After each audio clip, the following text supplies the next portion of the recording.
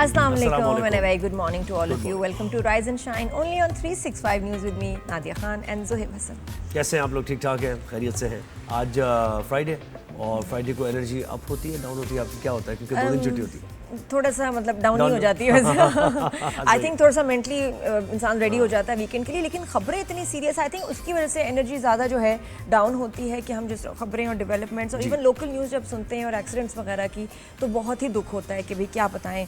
हम तो चाहते हैं कि अच्छी अच्छी खबरें दें, दुनिया से रिलेटेड लोकल अच्छी खबरें, लेकिन क्या करें, बहुत कम ही हर तरह की खबर आपको देनी होती है ना। अच्छी खबर भी हम आपको देते हैं, बुरी खबर भी देते हैं, क्योंकि ये जो दुनिया में जो हालात बदल रहे हैं, ये तो समझ से बालातर इस वक्त लग रहा है कि हो क्या रहा है। जंग की सूरत हाल है, वो तो वैसे ही डिसहार्टनिंग है, क्योंकि कितनी उम्मीद की किरण, फिर उसके बाद हो जाना एमओयू का peace, MOU between US and Iran, और अब फिर से एस्केलेशन, एवरीबॉडी इज डिस्टर्ब्ड। अच्छा जी, ईरान के शहीद सुप्रीम लीडर आयतुल्लाह अली खामनाई की तदफीन कर दी गई है मशहद में, और ये तेहरान से सिलसिला शुरू हुआ, फिर करबला भी और नजफ भी ले जाया गया उनकी मैयत को, और अब ये मशहद में उनकी तदफीन हो गई है।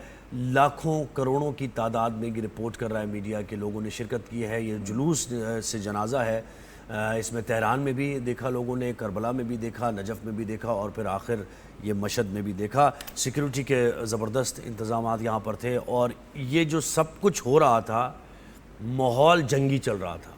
तेहरान से लेके जब ये सिलसिला शुरू हुआ है, नजफ भी, करबला भी, तो वहाँ ईरान और यूएस की वॉर चल रही थी। बिल्कुल, अटैक हो रहे थे, मशहद पर अटैक हुआ, रेलवे ट्रैक उड़ा दिया गया, और जिसकी तारीफें हो रही थी, रेलवे सिस्टम की ईरान की दुनिया तारीफें कर रही हैं, उनके लोगों की सॉलिडारिटी की जो है तारीफ हो रही है, दुनिया से लोग वहाँ आए हुए हैं। तो ऐसे टाइम पे आई थिंक ट्रम्प को बड़ी तकलीफ हुई होगी कि ये इतनी तारीफें क्यों, इतने लाइमलाइट में क्यों आ रहा है ईरान।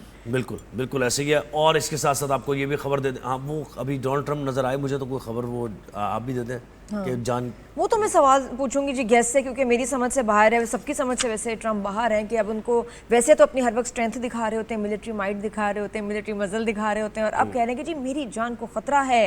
ये ट्रम्प ने कहा कि जी उनको ईरान से खतरा है, उनकी जान के पीछे वो पड़े हुए हैं, इंतकाम वो लेंगे, और उनकी हिट लिस्ट में नंबर 1 है जी। अच्छा, ये तो ट्रम्प ने कह दिया ना, लेकिन कुछ पूरी तरह की कंफर्मेशन नाम के साथ नहीं कि डोनाल्ड ट्रम्प को मार दिया जाएगा, लेकिन खातिमुल अंबिया हेडक्वार्टर से के जो कमांडर हैं, उन्होंने ये कहा है कि ईरानी अफवाज रहबर इनकलाब सैयद अली खामनाई के कत्ल का बदला लेंगी। तो यहाँ तक तो ये बात है कि कत्ल का बदला लेंगे। अब वो डोनाल्ड ट्रम्प तो समझ रहे, देख रहे हैं कि थोड़ा सा साइन ऑफ वीकनेस भी होती है, जो कि वो कभी दिखाते नहीं है, लेकिन ये कि ये एक्सेप्ट करना, ये एक वीकनेस तो है भाई। अच्छा, ईरानी वज़ीर ख़ारजा अब्बास इराक़ची से रब्ता हुआ है फील्ड मार्शल सैयद आसिम मुनीर का, और ये जो हालिया जो एकदम से एस्केलेशन हुई है, इसकी मजम्मत भी की गई है, और पाकिस्तान के किरदार की उन्होंने तारीफ भी की है।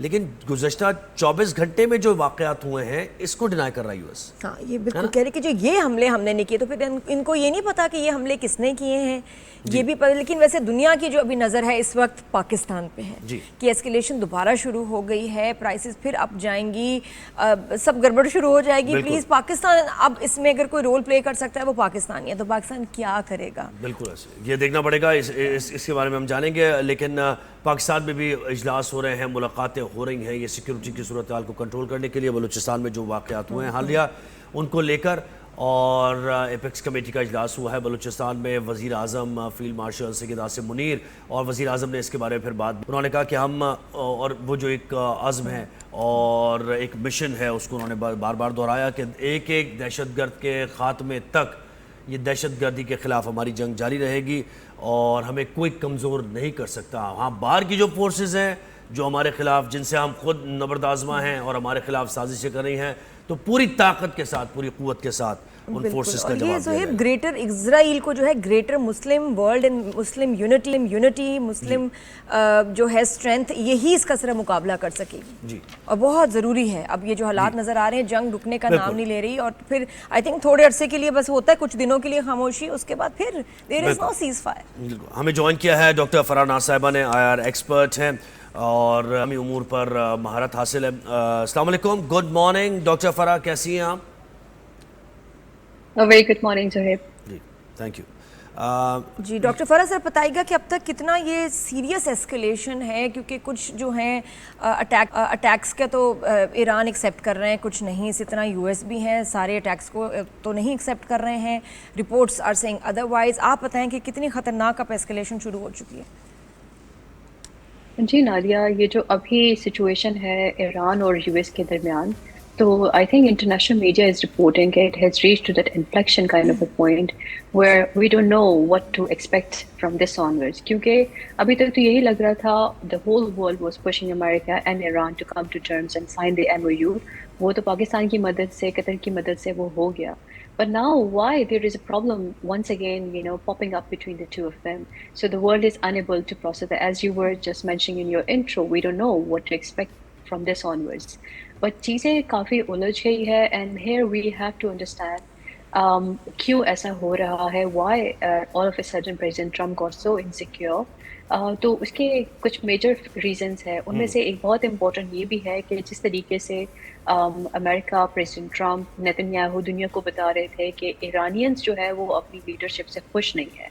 तो जिस तरीके से खामनाई की फ्यूनरल पे इतने तादाद में लोग बाहर निकले हैं एंड विद बैनर्स और with kind of motivational notes के we want to take a revenge for the blood of our leader, तो वो शायद अमेरिका प्रेसिडेंट ट्रम्प नहीं एक्सपेक्ट कर रहे थे कि ऐसा भी होगा और ऐसा भी हो सकता है। तो उनको एक तो उनका ईगो हर्ट हुआ है यहाँ पे, and then like the way they started this thing in between the funeral days, तो ये भी एक्सपेक्टेड था that they would be doing it, क्योंकि वो प्रॉब्लम एस्केलेट करना चाह रहे थे। And another important factor that I would like to bring here is कि president Trump is a business minded person, right? So whenever जब वो कोई ट्वीट करते हैं या कोई भी किस्म की सिग्नल देते हैं, मैसेज देते हैं, तो उससे जो स्टॉक है, स्टॉक एक्सचेंज के रेट्स अप एंड डाउन होते हैं। So he is keeping an eye on the business as well. It's not a clean kind of a war जो हम कहे कि ईरान और अमेरिका के बीच में ये लड़ाई हो रही है, they are upset on the strait of Hormuz, there is a lot of business in the background happening. Another thing is that before this the MOU thing, there was immense pressure on President Trump from its Western allies and the entire world, if I will be open about, they were all countries, like I'm living in Australia, but we were also short on oil reserves. तो इनके तमाम allies उन पर pressure डाल रहे थे कि we are running short on oil supplies, you need to bring an end to the war and bring some justice to us, so at least we can restock. तो उनको थोड़ा टाइम बाय चाहिए था कि वहाँ से शिप्स गुजर जाए, वो थोड़ा रीस्टॉकिंग कर ले, and then again president Trump and Netanyahu they start this conflict और फिर से ईरान को अपने टर्म्स पे ले आए। But what terms are they talking about? Because Iran never wanted to be nuclear. President Trump is pushing them so hard, get a nuclear bomb, get a nuclear bomb. तो अब तो मेरे ख्याल से उनके अवाम खुद ही कहेंगे कि let's get a bomb. Why we are holding on to this? जहाँ पे हम कह रहे हैं हम नहीं बना रहे और हमें penalize किया जा रहा है। So these things are really getting into a stage जहाँ पे चीजें और उलझ रही है, वो सुलझने की तरफ नहीं बढ़ रही है। जी, तो आप यानी ये देख रही हैं कि आने वाले वक्त में मजीद इस तरह के हमले जारी रहेंगे या कंट्रोल्ड, इसको क्या कहेंगी वैसे आप? ये कंट्रोल्ड एग्रेशन है? ईरान भी ये समझ रहा है कि मुझे एक महदूद ही कार्रवाई, हाँ ये बाय डिजाइन है, ये बाय डिजाइन है। और even at the time like on various media forums when people were talking about के this after signing this MOU, this is going to bring an end to the conflict, and I was probably one of the aliens जो कह रहा था कि नहीं, this is not going to an end, there will be other rounds of the conflict as well, क्योंकि ये conflict बहुत ही मेरे ख्याल से इसकी जो असेसमेंट थी वो प्रॉपर्ली नहीं की गई थी, इसकी कैलकुलेशन प्रॉपर्ली नहीं की गई थी on the part of America and Netanyahu, क्योंकि उनको लग रहा था कि शायद वो ईरान उनसे बहुत कमज़ोर है ताकत में और रिसोर्सेज में, कैपेबिलिटीज में और सब में, लेकिन उन्होंने स्ट्रेट ऑफ हॉर्मुज़ को अंडर एस्टिमेट कर दिया था। हाँ, तो अच्छा, डॉक्टर साहब ये भी बताइएगा कि ट्रम्प का ये कहना कि जी ही इज अ टारगेट, उनकी जान को खतरा है, हिट लिस्ट में है ईरान की, ये कोई साइन ऑफ वीकनेस नहीं दिखाता, या he is actually may be joking और ही इज एक्चुअली स्केयर्ड, कुछ पता नहीं? वो थोड़ा सा अपने लोगों को बताना चाह रहा है कि मुझे खतरा है, और जिस तरीके से खamenei साहब के फ्यूनरल पे जैसे मैंने कहा स्लोगन्स लेके लोग उनके अपने लोग बाहर निकले थे कि we want to kill Trump, तो वहां से ये पिक कर रहा है और अपने लोगों को बता रहा है, अपने एलाइज को बता रहा है कि मुझे अब थ्रेट है, जो कि उनको होना चाहिए क्योंकि देखिए यहाँ पे उन्होंने उनकी लीडरशिप को मारा, सो डेफिनेटली वो थ्रेट महसूस करेंगे। This is a legit one. Doctor साहब एक और चीज जो कॉम्प्लिकेट करती है इस इशू को वो ये कि ईरान जब रिटेलिएट करता है तो ईरान मिडिल ईस्ट में जो अड्डे हैं यूएस के उन पर हमला करता है, और इस बार भी ऐसा ही हुआ। तो यहाँ से जरा कॉम्प्लेक्स हो जाती है ना सूरत। जी बिल्कुल, यहाँ से चीज़ें कॉम्प्लेक्स हो जाती है क्योंकि जो यूएस के बेसिस है वो इन्हीं ममालिक में है।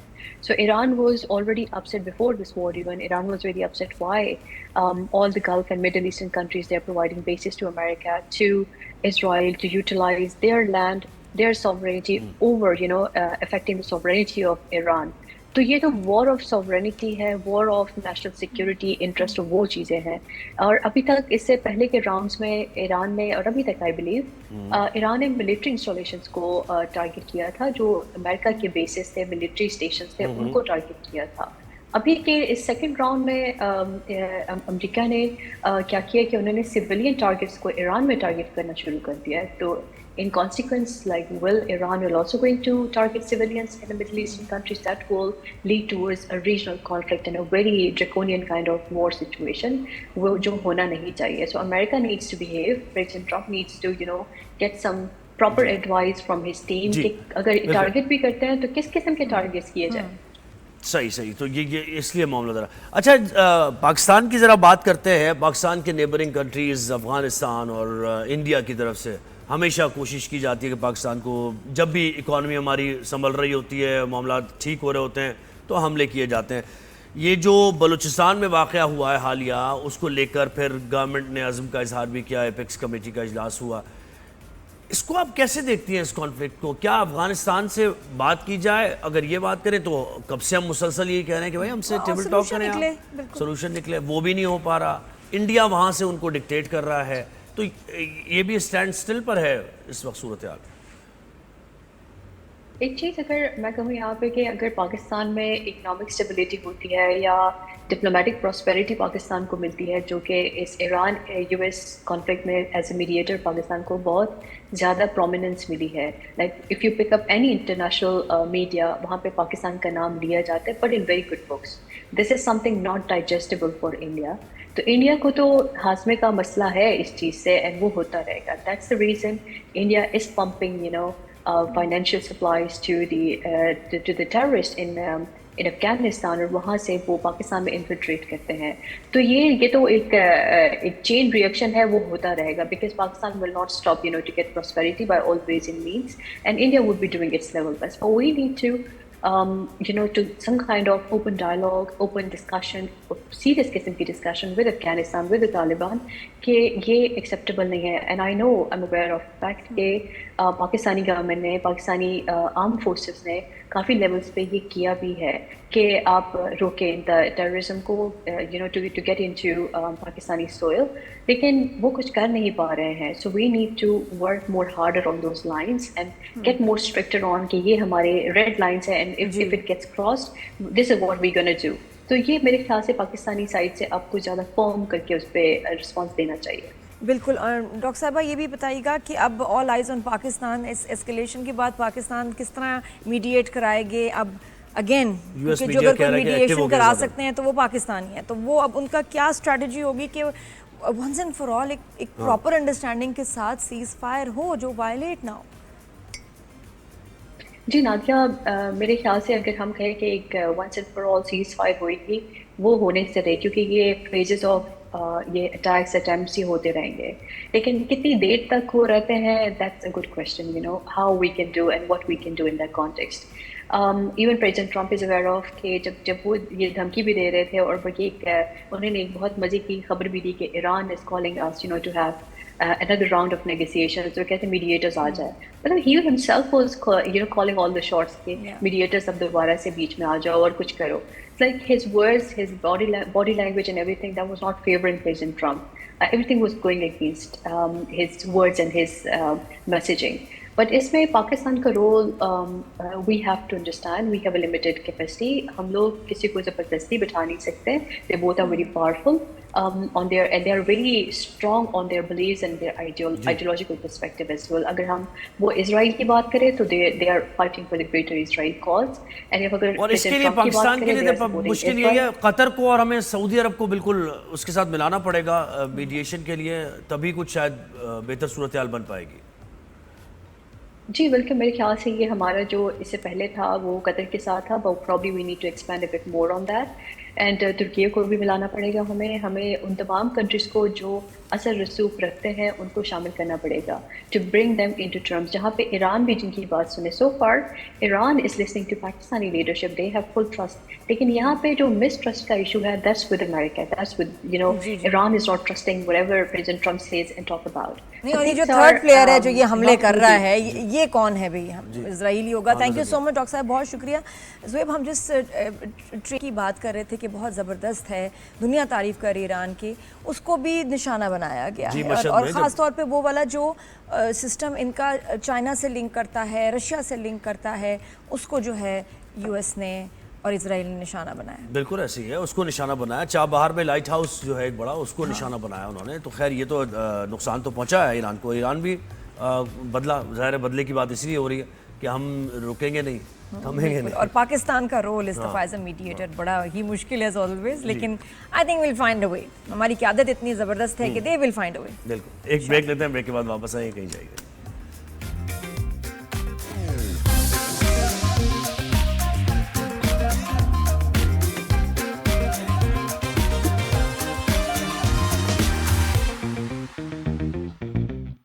Welcome back after the break. Good morning everyone. वो सुना आपने जो है water everywhere, not a drop to drink. not a drop. ये पहले भी आपने कहा था, लोगों को बड़ा अच्छा लगा था. हाँ, और ये कि वो rain go away, come again another day. ऐसा भी नहीं है. Sister वो rain भी चाहिए.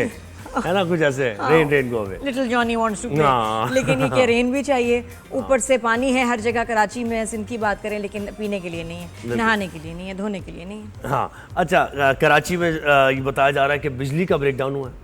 वजूहात तो होती है ना हर चीज़ की, ऐसे थोड़ी है. कोई ना कोई वजह जरूर होती है ना. वजह ब्रेकडाउन हुआ. इसके बाद धाबेजी पंपिंग स्टेशन पर पानी की फराहमी का निज़ाम मुतासर हुआ है. और ये बताया जा रहा है कि कराची शहर को यौमिया तकरीबन 100 मिलियन गैलन पानी की कमी का सामना करना पड़ेगा. और हुआ यही बिल्कुल सेम ट्रेल है. आप देखें पहले याद है आपको जब ये पानी का मसला हुआ था, तो यही हमने बात की थी कि 2-3 दिन पहले हुआ है, लेकिन अभी मरम्मत का काम जारी है. लेकिन जब मरम्मत कर दी जाती है, यानी बिजली को रेस्टोर कर दिया जाता है, कोई बड़ी वजह होगी. देखिए हाँ, ये बिजली को रेस्टोर कर दिया जाता है, तो उसके बाद क्या होता है कि एकदम से पानी की सप्लाई तेज होती है, प्रेशर तेज होता है, तो लाइन्स फट जाती हैं, वॉल्स फट जाते हैं. तो ये मसले चलते हैं ना, ये मसाइल हैं हमारे. मतलब पानी नहीं मिल रहा घरों में. बहुत बड़े एरिया को कवर जो करता है कराची में, वहाँ पानी नहीं आ रहा है क्योंकि बिजली का मसला है. हाँ, नहीं, शुरू बिजली के मसले से हुआ. और बिजली के मसलों के तो भी बड़े हल आ गए हैं भाई. यूपीएस, जनरेटर, सोलर, बहुत कुछ है भाई. Karachi water and sewage corporation ने फिर ये बताया ना, देखिए बिजली का ब्रेकडाउन हुआ. उन्होंने कहा इसके नतीजे में K2 पंपिंग हाउस के जो फोल्ड चेंबर हैं और मेन वॉल्स हैं, उनमें तकनीकी खराबी हो गई. अच्छा, और कितना टाइम तो चेन डिफेक्ट हो गया वो.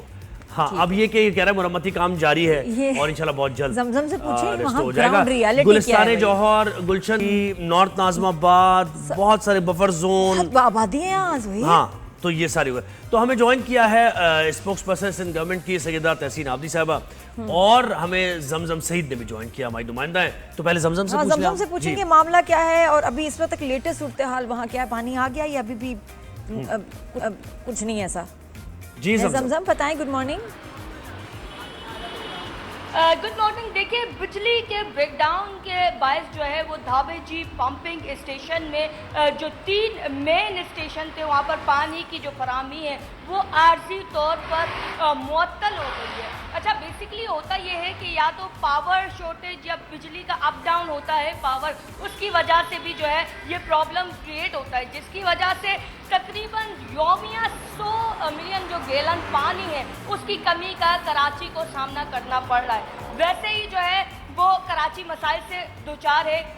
आपके सामने K4 के मंसूबे की अगर हम बात करें जो कि इस साल मुकम्मल होना था, वो भी वफाकी हुकूमत की जानिब से खातिर खा जो है बजट उसकी रकम मख्तस ना करने पर K4 का मंसूबा भी इस साल भी अधूरा रह गया। और ऊपर से आए दिन की ये शॉर्टेज जो है वो पानी की मजीद लोगों को ज़हनी अजियत में मुब्तला कर रही है। इस वक्त बिजली के ब्रेकडाउन के बायस जो है वो 3 मेन स्टेशन जो है उन पे पानी की फराहमी मुअत्तल है, जिसकी वजह से गुलिस्तान जौहर, गुलशन इकबाल, नॉर्थ नाज़माबाद और सखी हसन और इसके साथ जो है फेडरल भी एरिया का इलाका है और गुलिस्तान जौहर, जहाँ पर 3 दिन हो गए पानी वहां पर जो है। अरे मैं जमजम देखे लोग बेवकूफ देखें, मैं बताता हूँ पानी कहाँ से मिलता है, मुझसे राब्ता करें, मैं आपको बताऊंगा कि ये जो इलाकों का नाम लिया है इनमें कहाँ कहाँ पानी आपको मिल जाएगा, फौरन जाएंगे पानी अवेलेबल कहाँ बस ये सीक्रेट है, मुझसे राब्ता करें। टैंकर की बात कर रहे हैं जी जमजम। हाँ फिर जमजम अभी क्या सूरत हाल है इस वक्त, लोग कितने बड़े परेशान होंगे भाई? यही सूरत हाल है।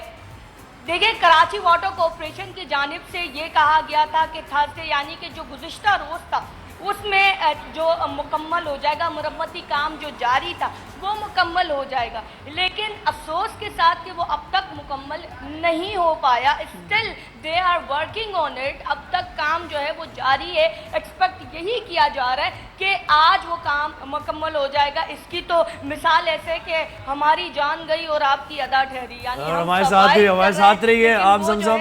तहसीन साहिबा को भी शामिल गुफ्तगू करते हैं, तो यही है कि नाजुक दौर से मोड़ से गुजर रहा है मुल्क, तो वही यहाँ भी है कि मामला ठीक हो जाएंगे। अभी जरा कुछ क्राइसिस है, ऐसे ही है। और ये कब खत्म होगा ये क्राइसिस? बहुत ह्यूमिडिटी है, पानी के बगैर कैसे गुजारा होगा? जी तहसीन जी गुड मॉर्निंग।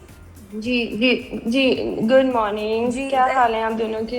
हम ठीक ठाक है, बस वो पानी नहीं था तो ऐसे ही बस जल्दी में थोड़े से जरा मेले से हैं, लेकिन अभी जारी बात है पानी नहीं होगा तो कैसे नहाएंगे। लेकिन आप बताएं, लोग बड़े परेशान हैं, what is the cause and उसके बाद सोल्यूशन क्या प्रॉम्प्ट हो सकता है इसका?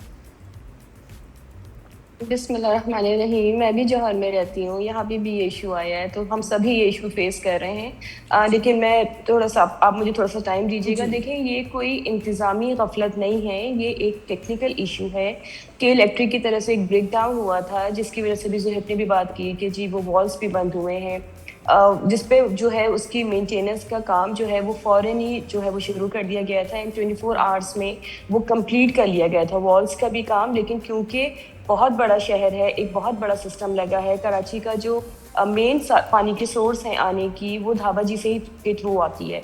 तो जब ये फॉल्ट आया, इसकी मेंटेनेंस हो गई, उसके बाद पानी जो है मेरी इंफॉर्मेशन के मुताबिक रात को खोल दिया गया है। लेकिन क्योंकि बहुत बड़ी आबादी का शहर है तो वो मरहलावार आएगा। तो इंशाल्लाह आज या कल, मतलब आज बहुत सारे इलाके कवर हो जाएंगे, कल तक ये कंप्लीट हो जाएगा। तो ऐसा नहीं है कि ये अब इसकी मेंटेनेंस 100% कंप्लीट हो चुकी है। तो ये बस सिर्फ टाइम जो लग रहा है वो इसी वजह से लग रहा है क्योंकि वो एक बहुत बड़ा डिस्टेंस तय करके पानी जो है, ये बड़े अनफॉर्चुनेट है कि बहुत बड़ा डिस्टेंस करके पानी जो है। एक बात बड़ी यानी अफसोसनाक थोड़ी सी बात ये है कि पानी की कमी नहीं है ना हमें, यानी पानी के जो रिजर्व्स हैं उनकी तो कमी नहीं है ना, हब डैम वगैरह ये सारी चीज ऐसा तो नहीं है ना?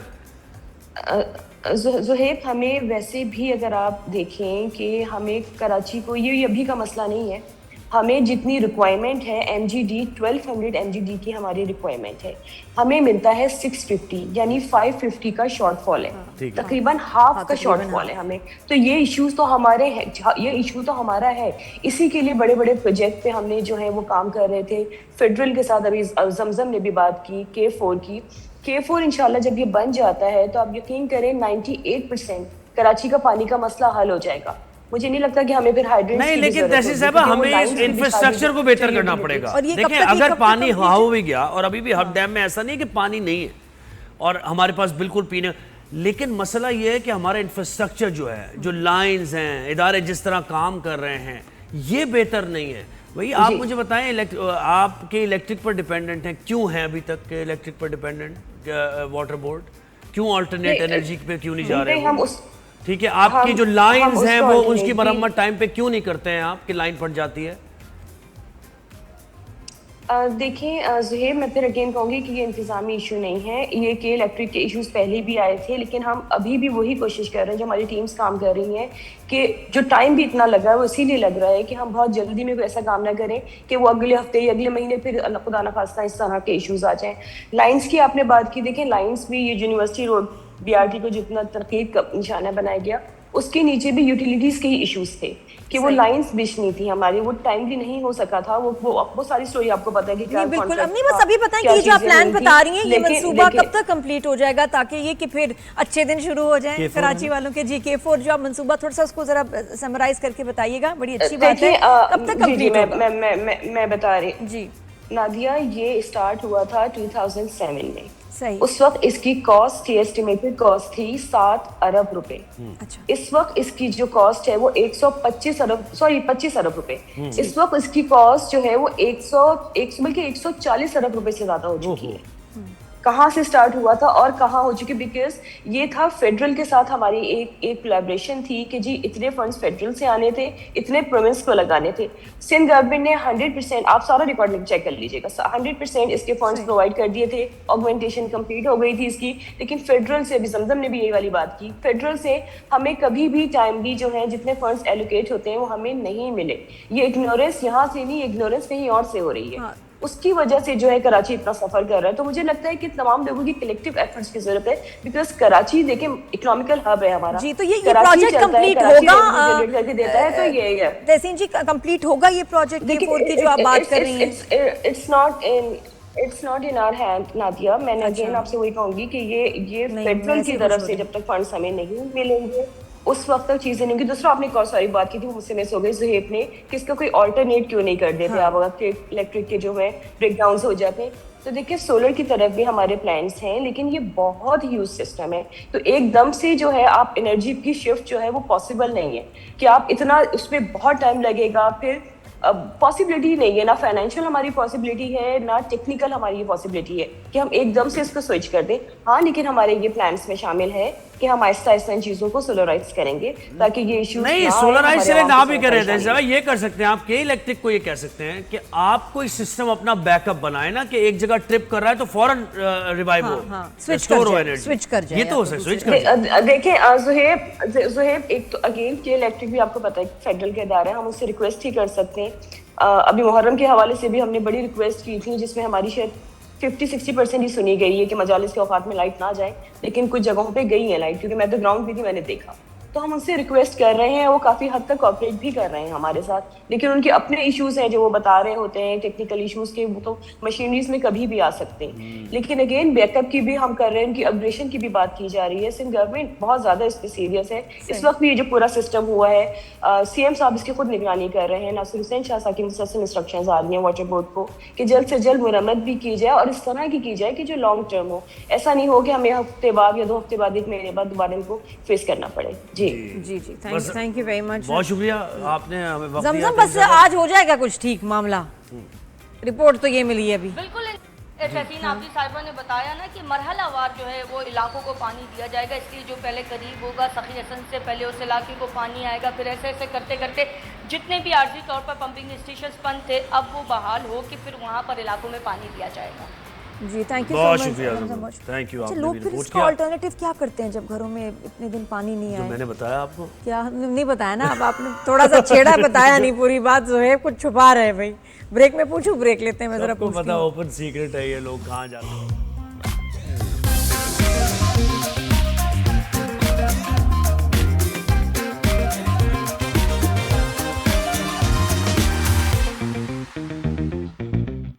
वाह वाह, क्या बात है जी। AI सीखें, AI पे काम करें। मैं दिखा रही थी ज़ुहैब को, क्या पिक्चर्स, क्या वीडियोस, क्या एडिटिंग। पहले शुरू में हमने बुरा भला कहा AI को, लेकिन अब लग रहा है कि बहुत काम आसान हो रहा है भाई, बहुत। अगर आप इसको सही तरह सीख जाएं, यूज करें किसी भी अपने काम में, घंटों का काम मिनट्स में होता है। और उसमें देखें कोई तफरीक नहीं है, काले गोरे की कोई तफरीक नहीं। अब समझ आ रही है ना, थोड़ा सीखें। रंग आपका काला है, कोई तफरीक नहीं है, रंग आपका गोरा है, कुछ AI सीखना है आपने, बस ऐसे ही है ना। ये कहाँ से बात आ गई AI से? ये बात मुझे एकदम से याद आ गई, कल वाली बात आप याद आ गई मुझे। वो जो आपने कहा था कि रंग पे इतना ज्यादा, हाँ, वो मरकरी गोरा करने वाली क्रीमों में डाल रहे हैं, तो अब उनके नहीं, मैं ये जानना चाहता हूँ कि जैसे कैरेक्टर्स मिलते हैं तो उसमें देखा जाता है कि भाई इसका लड़के का रंग गोरा है या काला है, तो फिर इसको क्या फिर दो। बहुत please let's not go there. ये ना बचपन का मेरा ट्रॉमा है। क्या ट्रॉमा ये है कि स्कूल कॉलेज में ही हमारे जहनों में डाल दिया जाता था, बैक इन द 90s में बात कर रही हूँ, ये गोरा काला, तो जब ड्रामाज या कोई फैशन शोज या कुछ मेरे स्कूल कॉलेज में होता था, मुझे तो हर चीज़ में हिस्सा लेना है, आगे आना है, ये तो मेरा बस आपको पता है शौक। लेकिन मुझे कभी सिलेक्ट नहीं किया जाता था एज अ हीरोइन या मेन कैरेक्टर, हालांकि मेरी एक्टिंग बहुत ज़ोरदार थी। क्यों? क्योंकि वो उनको लगता था कि मैं प्यारी नहीं हूँ, यू नो, एक आपका एक जो है एक जो स्टैंडर्ड्स है, स्टैंडर्ड्स उस पे नहीं मैं, हाँ वो मेरी बेस्ट फ्रेंड होती थी, उसमें गोरा रंग, कलर्ड आंखें, गोल्डन बाल, बस वो चाहे बुरी भी एक्टर हो लेकिन वो बनेगी हीरोइन। मैं पता क्या बनती थी हमेशा, उसका अब्बा या उसका भाई। मतलब ये भी नहीं कि मुझे उसके, अच्छा मैं दोस्त के लिए भी कभी क्वालिफाई नहीं की, क्योंकि मैं दोस्त जितनी खूबसूरत भी नहीं हूँ, क्योंकि मैं इतनी गोरी नहीं हूँ कि मैं किसी की दोस्त नहीं। और कभी अगर दोस्त मिल गया तो आपने खुशी खुशी बताया जाके, मैं माँ मुझे दोस्त का कैरेक्टर मिल गया। मैं माँ भी नहीं बन सकती थी, मैं नानी भी नहीं बन सकती थी, मैं इतनी खूबसूरत नहीं, क्योंकि मैं इतनी गोरी नहीं, मेरे बाल गोल्डन नहीं, मेरी आंखें ब्राउन, कहाँ जाऊँ। तो मुझे हमेशा मर्दाना रोल मिले हैं। ये किन वक्तों की बात है? ये 90s स्कूल कॉलेज चल रहा था, यही हुआ है भाई। तो है कुछ उसकी मेमोरी में देखूं का असर है आज तक उसका, जो है ना, बस मुझे नहीं निकला। मुझे यकीन नहीं, यार आप इतनी है नहीं।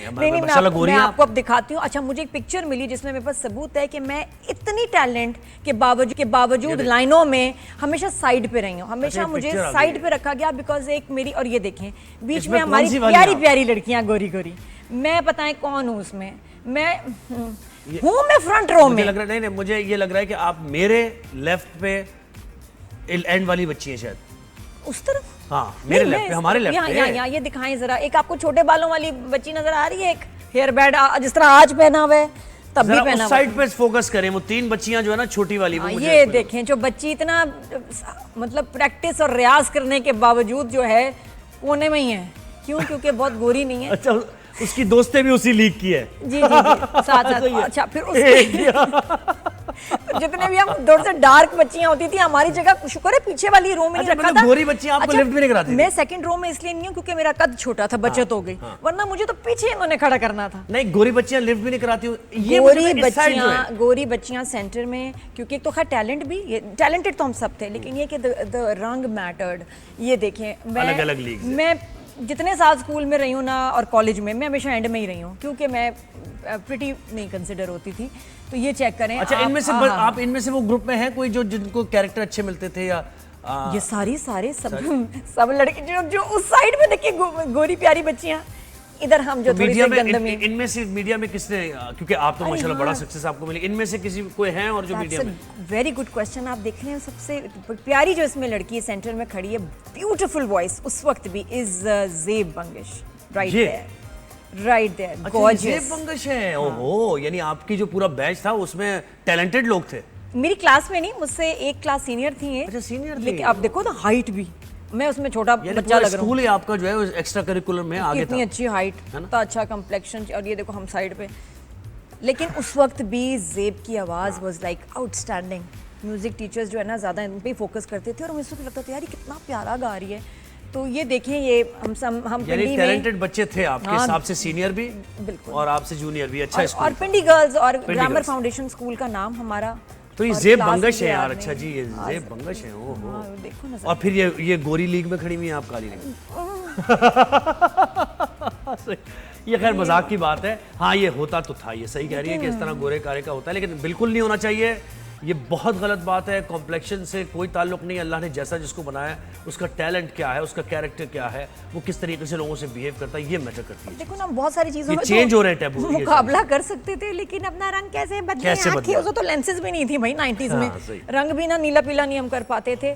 लेकिन ये कि अच्छा ये होता है कि जब आपको कभी कोई कहते हैं ना कि आपके साथ कोई आपको नहीं उभरने देते आपके टैलेंट या उसको, फिर आप और मेहनत करते हैं। फिर उसके बाद देखिए कि फिर पहुंच गए ना फाउंडेशन। अब मेरा कम्प्लेक्शन मेरे हाथ में, जो होना चाहूँ हो जाऊं। हाँ, अब तो आपको सब कुछ बेस पता का है कि कलर क्या करना है, क्या एडजस्ट लगाना किया हो गया। सही है। चलो जी, एक ब्रेक लेते हैं हम यहाँ ये पर। भी वो दौर था। डिबेट खत्म होगा। हमने कह दिया, ये देखिए वन लाइनर दे दिया कि काले गोरे किसी से कोई तफरीक नहीं होनी चाहिए। अब ये खत्म कर देंगे। पुराने वक्तों की बातें भी अगर हैं बुजुर्गों में तो उनको भी समझाएं और खुद भी समझें। एक ब्रेक के बाद वापस आते हैं।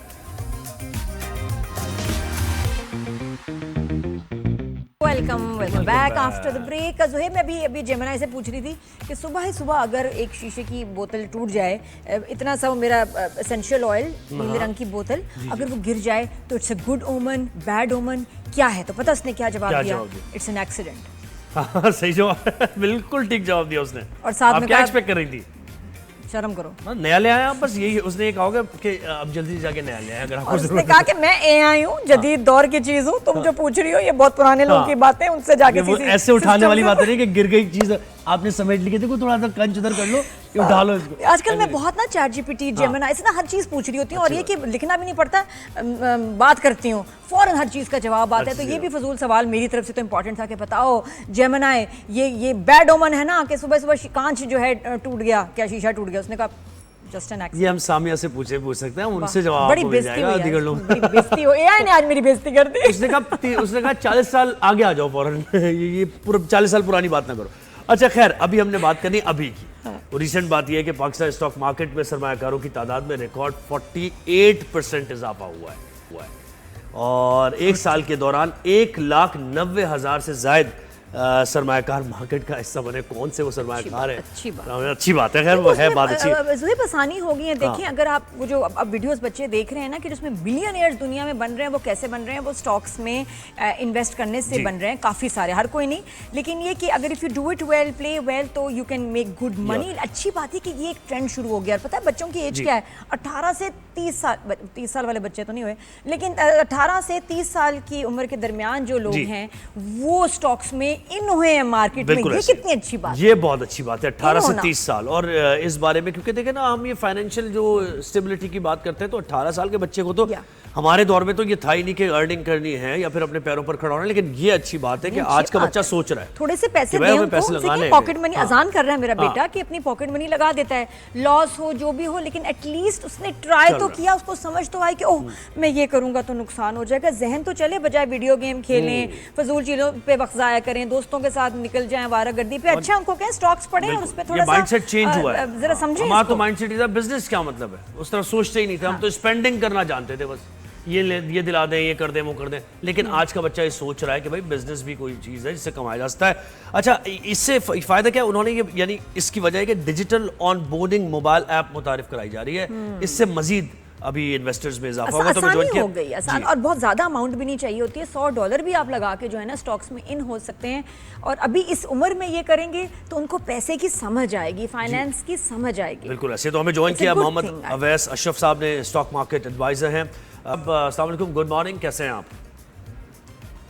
जी वालेकुम जी, बिल्कुल ठीक ठाक, अल्लाह का शुक्र। जी सर, ये बताएंगे कोई खुश आइंद बात है, अच्छी बात है कि इतने लोगों का स्टॉक मार्केट में अब एंटर होना पाकिस्तान के लिए अच्छा है, इन बच्चों के फ्यूचर के लिए अच्छा है, या कोई नुकसान है? देखिए, अभी तो सिर्फ 5 लाख, मेरा ख्याल 5 लाख, 5.25 लाख के करीब अभी इन्वेस्टर्स पहुंचे हैं। तो ये काफ़ी दूर हैं एज़ कम्पेयर टू अगर हम बैंकिंग अकाउंट्स की बात करें जो कि 170 मिलियन। लेकिन इसकी काफ़ी सारी वजूहात थी कि हम क्यों इतने नंबर्स कम थे, क्योंकि KYC जो कि नो योर कस्टमर होता है, जिसमें क्लाइंट अपनी सारी डिटेल्स देता है। तो बैंक में तो आप जाते हैं तो आपकी काफ़ी मजबूरी होती है कि आपको पैसे रखने होते हैं, तो आप काफ़ी हद तक KYC भी करते हैं, अपने सोर्स ऑफ इनकम भी डिक्लेयर करते हैं, तो वो लोग काफ़ी हद तक विलिंग होते हैं। लेकिन जब स्टॉक मार्केट की बात आती है, क्योंकि ये काफ़ी, इसको IMF भी ओवरसी करता है, FATF भी करता है, और दूसरी वर्ल्ड बैंक और दूसरी एजेंसीज भी ओवरसी करती हैं इनकी रेगुलेशंस को।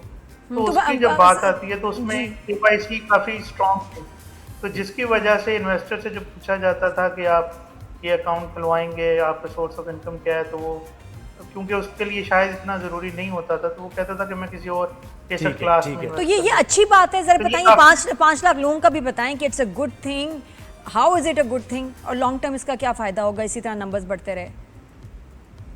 जी बिल्कुल, अगर हम बात करें तो बेस तो हमारी 3 लाख की थी, उसके ऊपर आपके 1,90,000 ऐड हो गए, तो ये काफ़ी एक बड़ा जंप है कि अगर हम देखें तो पिछले 10-12 साल में हम तकरीबन 2.5 से 3 लाख के दरमियान में चलते रहे। कभी 3 लाख हो जाते थे, फिर कुछ अकाउंट बंद हो जाते थे KYC की वजह से, तो वो हम तकरीबन 2.5 से 3 लाख के दरमियान चलते रहे। तो उससे देखें तो आप ऑलमोस्ट आपके 2 साल के अंदर डबल हो गए हैं आपके जो स्टॉक मार्केट अकाउंट है। और इसकी काफ़ी सारी वजूहत हैं। एक तो ये है कि SECP ने और PSX ने अकाउंट ओपनिंग थोड़ी ईजी कर दी है, सहूलत अकाउंट्स की गुंजाइश पैदा कर दी है। फिर लोगों को भी थोड़ी सी अवेयरनेस आ गई है कि सोर्स ऑफ इनकम डिक्लेयर करने से ये ऐसे ही है जैसे आप बैंक में डिक्लेयर करते हैं, ऐसे ही आप किसी ब्रोकर को डिक्लेयर कर रहे हैं, तो आपकी कॉन्फिडेंशियलिटी जो है वो मेंटेन रहेगी। तो तो ये दोनों एंड के ऊपर है। फिर जो ये जैसे सहूलत 18 से account 30 साल उसके की उम्र के बच्चों की तादाद ज्यादा है इसमें इन्वेस्टर्स में, तो इसमें सोर्स ऑफ इनकम क्या पूछेंगे तो वो क्या जवाब देंगे? वो ये कहेंगे पापा से लिए पैसे, यस, पॉकेट है मनी। ना, पॉकेट मनी है। देखें जो सहूलत अकाउंट है उसमें 2 मिलियन तक तो आपसे कुछ पूछा नहीं जाएगा। जब तक आपके फंड्स जो हैं वो 2 मिलियन से कम है तो आपसे सोर्स ऑफ इनकम पूछी नहीं ठीक जाएगी। है, 2 मिलियन ये से भी कम एक बहुत फंड्स है। बड़ी- सही सही सही, ये बात तो समझ। अच्छा, इसका फायदा अवैस भाई फिर बता दें प्लीज। हाँ। फायदा इसका क्या होगा? ये मुल्क की इकोनॉमी के लिए मईशत कितना इसका अच्छा फायदा है, ये बच्चों होगा के कि जो फ्यूचर आपके के लिए कितना बच्चों अच्छा है?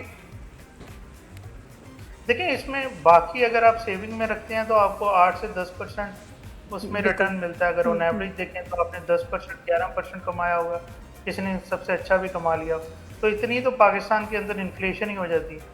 तो आप अपनी जो आपके पास 1 रुपया है वो 1 रुपया ही रहता है। आज जो 30 साल के बाद आप देख लेंगे, 40 साल के बाद देखेंगे, लेकिन जो एक्विटीज़ हैं ये इन्होंने ऑन एवरेज आपको तकरीबन 20% के करीब रिटर्न दिए। तो ये आपको 10% इन्फ्लेशन का भी कंपनसेट जी। करता है और 10% आपको तो इंक्रीमेंटल अवैस भाई बताएं कि ये आम, अब हम लोग किस तरह शुरू करें? लेडीज भी करना चाहेंगे, जी। थोड़े पैसे हमने भी बचाए हुए होते हैं, तो हम किस तरह से स्टॉक मार्केट कहाँ में जाएं इन्वेस्ट करें कि कुछ महीने की आमदनी 1-1.5 लाख 2 लाख हो जाए? वो कैसे हो सकता है? देखिए इसके लिए बड़ा ही आसान है। आप अपने मोबाइल पे घर बैठे ऐप डाउनलोड करें, किसी भी जो अच्छे ब्रोकरेज हाउस हैं उनकी, उसको डाउनलोड करने के बाद अपने आपका नाम पूछेगा, जो आपकी CNIC पे इंफॉर्मेशन होती है सही। बस वो पूछी जाएगी। ठीक है, इसके अलावा उसके कुछ नहीं पूछा जाएगा। फिर आपका एक अकाउंट ओपन हो जाएगा ठीक है। और उसके आपको सिर्फ एक जो एडिशनल इंफॉर्मेशन चाहिए होगी वो आपको अपना बैंक अकाउंट नंबर देना होगा या उसका IBN देना होगा। वो सही। भी और आप फिर अपनी कितने मोबाइल पैसे लगाएं? एप्लीकेशन पे जाएंगे तो आप फिर क्या? इसको 5,000 से शुरू कर लें, आप इसको 10,000 से शुरू कर लें। अच्छा, और करना क्या होता है? जहाँ से 5-10 आप- हज़ार लगाए, फिर उसके बाद फिर क्या नेक्स्ट स्टेप है? देखिए सब जितने भी अच्छे ब्रोकरेज हाउसेज हैं, जो हम अगर टॉप 10 की बात करें, सबकी रिसर्च होती है, सबके रिसर्च विंग्स हैं, तो वो अपनी रिपोर्ट्स पब्लिश करते हैं जो कि इंडिपेंडेंट रिपोर्ट्स होती हैं। उनका कोई मार्केट ट्रेंड से नहीं होता। उनको गौर से पढ़ें, उनको देखेंगे कि इन स्टॉक्स में वो कह रहे हैं कि इसमें इतना रिटर्न हो जाएगा, तो उस हिसाब से अपने पैसे आप उसका 1 शेयर लें, 2 शेयर लें, आप वो शेयर रख के बाय कर लें तो वो आपके इवेंचुअली यानी वो सर्विस प्रोवाइडर जो आप एप्स की बात करें तो ये सर्विस भी देंगे, क्योंकि देखिए रिसर्च हर किसी की नहीं होती स्टॉक में, यही। और आपके पास वक्त भी नहीं होता कि कौन सा शेयर ऊपर जा रहा है, कब बेचना है, कब पर। ये सर्विसेज उस ऐप के जरिए मिलेंगी आपको? जी उस एप्लीकेशन के अंदर रिसर्च सर्विसेज, जैसे हमारी ऐप है AKD सिक्योरिटीज की, तो उसके अंदर रिसर्च सर्विसेज नहीं है। आप उसके ऊपर जाएं, आपको स्टॉक का वो बता रहा होगा कि अपसाइड कितनी है इसके अंदर हमारी रिसर्च के मुताबिक। फिर हमारा एक टेक्निकल भी होता है जो आपको डेली बेसिस पे बता रहा है। लेकिन इन्वेस्टर्स को जो इनिशियली मार्केट में आते हैं तो उनको टेक्निकल इतना रिकमेंड अच्छा, म्यूचुअल फंड्स में भी लोग कर रहे हैं आजकल। फंडामेंटल म्यूचुअल फंड्स के बारे में बताएं, आजकल बड़ा इसका रुझान बढ़ता जा रहा है, ये भी बड़ा इजी है प्रोसेस। जी इसमें भी म्यूचुअल फंड आपको हर तरह की अपॉर्चुनिटी देता है। वो आपको फिक्स इनकम की भी देता है, वो आपको इक्विटीज की भी देता है, वो आपको मिक्स फंड की भी देता है। तो उसमें आप किसी तरह भी आपने म्यूचुअल फंड में पैसे डाल दिए, फिर आप उसको कह सकते हैं कि मुझे इक्विटीज में सिर्फ एक्सपोजर लेना है, फिक्स इनकम में। लेकिन डायरेक्ट इन्वेस्टमेंट और म्यूचुअल फंड के थ्रू सिर्फ इतना फ़र्क है कि म्यूचुअल फंड की एक थोड़ी सी फीस होती है, वो चार्ज करते हैं, और जो कि अगर आपका डायरेक्ट फंड होगा या डायरेक्ट आपका अकाउंट होगा जो कि इजीली एक्सेसिबल है, तो उसमें आप जो है वो अवैस भाई, मतलब मैं चाह रही हूँ सिंपल सा कोई कोर्स कर लिया जाए इसके लिए, या थोड़ा सा रिसर्च बड़ी ज़रूरी है? मैं तो कहती हूँ जेमिनाई से सीधा सीधा पूछें तो प्रॉम्प्ट क्या डालूँ? अगर मैं ये सीखना चाहती हूँ तो मैं इसको क्या कहूँ, हे जेमिनाई तुम मुझे सिखाओ कि, उर्दू में भी पता पूछ सकते हैं कि अब ये मुझे जुमला बता दें ताकि मैं ये प्रॉम्प्ट लिख दूं कि मैं सीखना चाहती हूँ कि कैसे मैं इन्वेस्ट करूँ स्टॉक मार्केट में सेफली, तो क्या कहूँ जेमिनाई को? जेमिनाई प्लीज़ मुझे बताओ कि, अब आप मुझे प्रॉम्प्ट बताएं, आगे जुमला पूरा करें। आप उसमें कर सकते हैं कि मैं एक रिस्क वर्स इन्वेस्टमेंट जा रहा हूँ। रिस्क मतलब ऑप्टिमाइज पोर्टफोलियो बना लें, उससे पूछ लें कि optimise portfolio, kindly construct optimise portfolio for me. उसमें ये होता है कि आपका रिटर्न मैक्सिमम हो जाता है, रिस्क आपका कम हो जाता है, मिटिगेशन की तरफ जाता है। तो वो आपको एक ऑप्टिमाइज सा करके काफी सारे स्टॉक डाल के बता कमाल देगा चीज कि है। आप तो ये पूरा कोर्स बना देगी वो फ्री जेमिनाई, हाँ, कि और क्या-क्या फिर आप आप ले उसको सकते सीख लें, आपको कनेक्टेड वीडियोस पता चल जाएंगी, आप पूरा कोर्स कर लेंगे। नहीं सही कह रही हूँ? देखिए हमने अभी तक ट्राई नहीं किया, तो क्योंकि ये Correct. समथिंग ऐसी चीज होती है जो आप भी कर रहे हैं। खैर investment जो आपका होती है, वो तजुर्बा है, future- आप जेमिनी से ज्यादा ही को बेहतर नहीं, परफॉर्म बड़ा कर होंगे। जहाँ फंसे जेमिनी से चेयरमैन पूछिए। एससीसीपी ने बताया कि ये डिजिटल ऑनबोर्डिंग मोबाइल ऐप है, ये क्या है? ये हम इजीली डाउनलोड कर सकते हैं सब, और इस पर जाके प्रोसेस वो आसान है सारा, उसका डैशबोर्ड वगैरह। देखिए अब हर चीज़ पे जो एससीसीपी है उसने आपको एप्लीकेशंस बना दी हैं ताकि आपको किसी तरह की परेशानी ना हो। हर चीज़ आपको वो कहते हैं ना कि वन विंडो ऑपरेशन कर दिया, तो आप उसके ऊपर जाएं, कुछ भी आपने अकाउंट एसबीपी के साथ खोलना हो, आपने फिक्स्ड इनकम में इन्वेस्टमेंट करनी हो तो उसका भी इन्वेस्ट पाक आपने सुना होगा, वो भी गवर्नमेंट ने लॉन्च कर दिया कि आप डायरेक्टली, अब पहले तो ये होता था बैंक्स में रखते थे, फिर टर्म डिपॉजिट लेते थे, तो फिर बैंक्स आगे आपका इन्वेस्टमेंट करते थे गवर्नमेंट सिक्योरिटीज में, अब उसमें भी आप डायरेक्टली कर सकते हैं।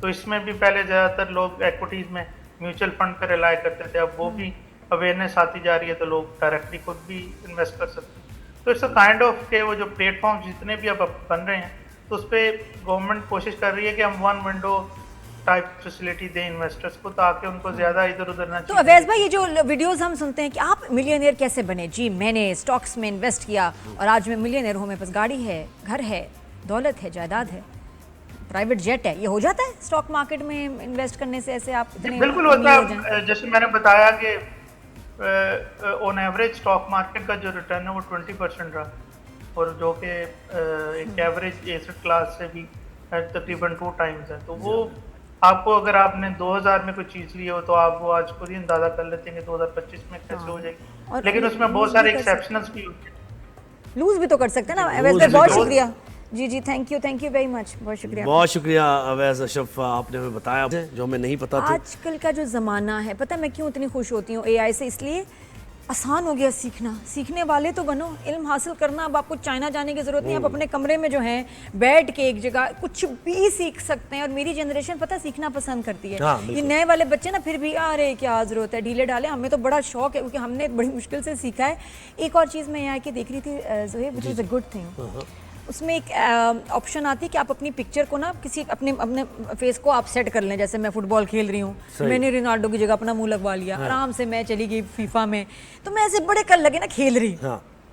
तो कीनू आया, कीनू ने कहा कि मेरी पिक्चर भी इसमें लगाओ मुझे, क्योंकि मैं खुद नहीं हूँ, मैंने भी ना उसकी पिक्चर लेके उसमें डालने की कोशिश की जहाँ मेरा सर था पहले।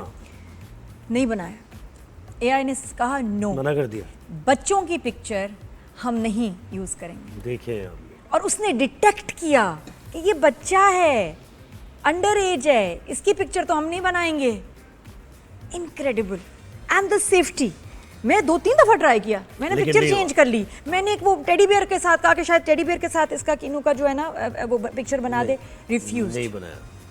Refuse. So they can identify कि जी जो सामने है वो किस एज का पर्सन है। देखिए। और हाँ, ये और बात है कि वो तो मेरी भी नानी है। और ये तो देखिए टेक्नोलॉजी जैसे लेकिन ये आती है कि वो फिल्टर होती जाती है और बेहतरी की तरफ जाती है। सो स्मार्ट कि एआई डिटेक्ट कर रहा है कि सामने वाला शख्स बच्चा या बड़ा। कमाल है भाई। कमाल है। And एक ब्रेक safety, लेते हैं, इसी safety. कमाल के साथ एक ब्रेक लेते हैं, ब्रेक के बाद वापस आएंगे, कहीं जाएंगे।